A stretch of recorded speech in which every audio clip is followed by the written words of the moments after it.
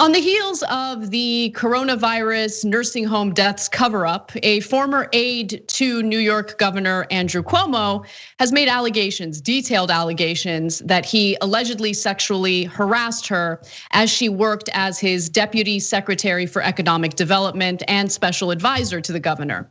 Now, she had previously shared some of these details. It did not get as much attention, probably because the media was having its, adoration fest for Cuomo as he was doing his daily coronavirus briefings. He won a Grammy, not a Grammy, an Emmy for that. But Lindsey Boyland has detailed more of these allegations in a Medium post, and I do want to share some of them with you. She said that during her more than 3 years working as an economic advisor in the administration, Cuomo, quote, would go out of his way to touch me on my lower back, arms, and legs, compared her to one of his rumored ex-girlfriends, and once joked like a college frat boy that they should play strip poker. He's like, what is he, a child? Like who? Anyway, there's more. She documented that what happened. She mentioned, what happened this one time, during a meeting with Cuomo. She says this: as I got up to leave and walk toward an open door, he stepped in front of me and kissed me on my lips. I was in shock, but I kept walking. The idea that someone might think I held my high-ranking position because of the governor's crush on me was more demeaning than the kiss itself. And that was something that was communicated to her earlier. The fact that Cuomo had a crush on her, and there was some indication that she got the job that she had as a result of his crush, which was degrading to her, and it should be degrading to her. She didn't invite these advances, and that's part of the reason why she's speaking out now. Cenk, what do you think? Yeah. So look, whenever these stories come up, we're forced in the uncomfortable situation of giving you guys facts in a way that it feels like we're adjudicating it, right? And it's very hard to know unless you do adjudicate it. And so, but I'm gonna give you all the context here as much as we can.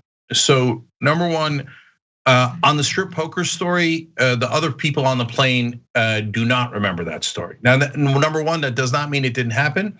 And number two, remember, all the people who still work with Cuomo have a giant incentive to say it didn't happen. Okay, and Cuomo is universally known as someone who believes in political bullying. And look, in politics, if you're trying to pass a bill, I get it.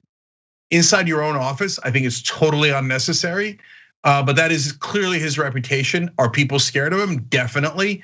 So take all of this as context for these allegations, right?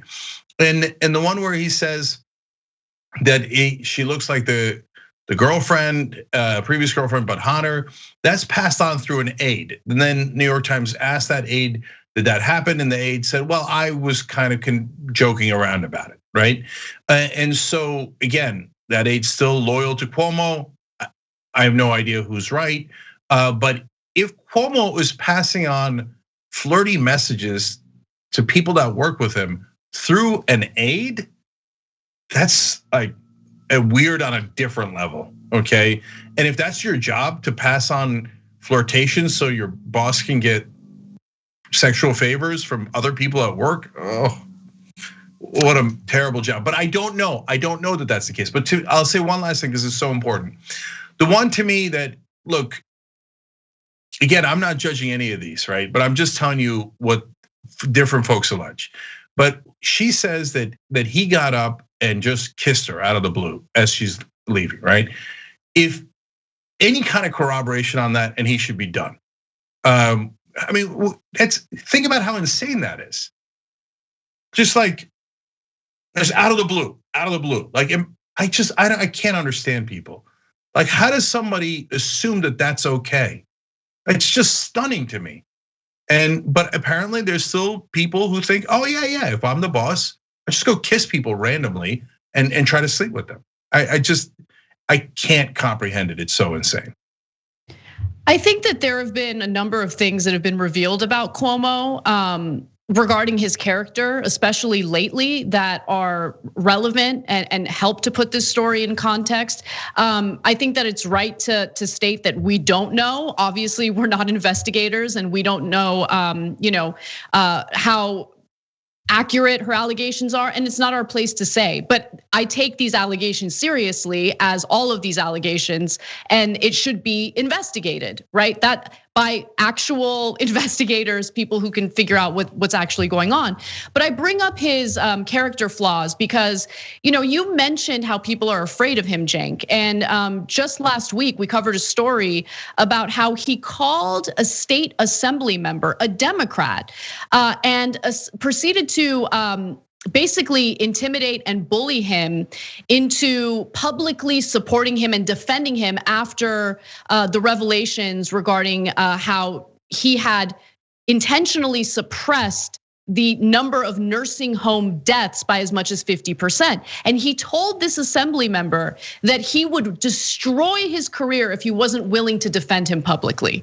Okay, so I think that does shed some light on the type of person that Andrew Cuomo is. And keep in mind that as the governor of New York, he's in an incredibly powerful position.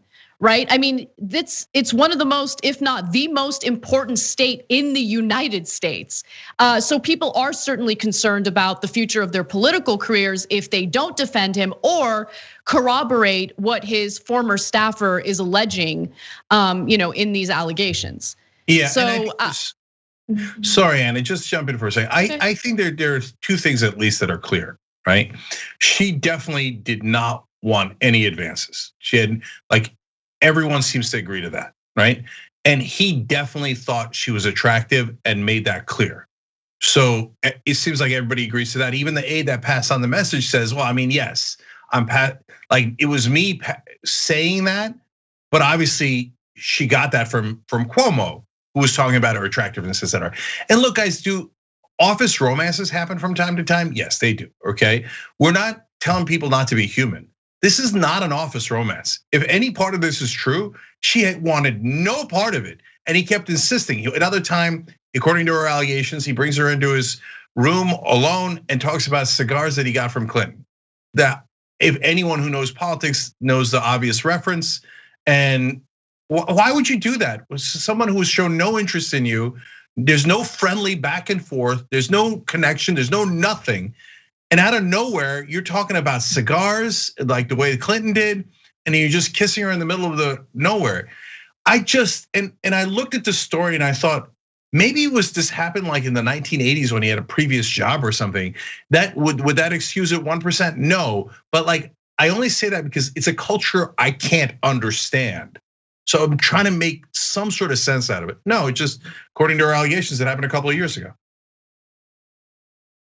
If any part of it is true, it's over. It's unacceptable. Thanks for watching the Young Turks. We really appreciate it. Another way to show support is through YouTube memberships. You'll get to interact with us more. There's live chat emojis, badges. You've got emojis of me, Anna, John, JR. So those are super fun. But you also get playback of our exclusive member-only shows and specials right after they air. So all of that, all you gotta do is click that join button right underneath the video. Thank you.